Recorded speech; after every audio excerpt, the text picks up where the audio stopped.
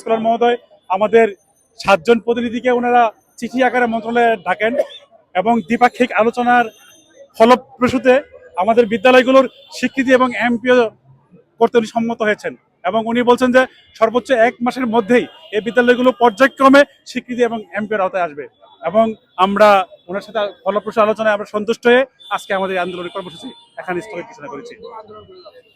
আমরা আজকে 21তম আন্দোলনের 3য় দিন পরিচালিত হচ্ছে। এর আগে আমরা 19 দিন আন্দোলন করেছিলাম, কিন্তু কোনো ফয়সালা আসে নাই।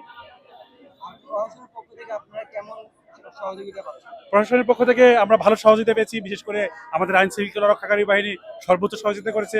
ডিজিএফআই, এনএসআই, ডিএসবি, যে অন্যান্য গোয়েন্দা সংস্থাগুলো আছে, সবাই আমাদের সম্পর্কে খুব ভালো পজিটিভ রিপোর্ট দিয়েছে। আসলে আমাদের দাবিটা যৌক্তিক, আমাদের এই প্রতিবন্ধী মানুষগুলোর দাবিগুলো যৌক্তিক। এই যৌক্তিক দাবিগুলো তাদের সহযোগিতার মাধ্যমেই আজকে আমাদের এই বিদ্যালয়গুলোর চূড়ান্ত ফয়সালা সম্ভব হয়েছে বলে আমি মনে করি।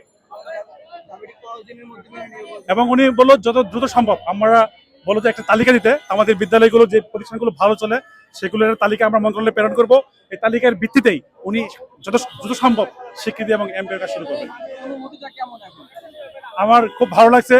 আসলে এই পিছিয়ে পড়া মানুষগুলির মুখে হাসি ফোটাতে পারছি, এটা সত্যি অসম্ভব দারুণ একটা ব্যাপার।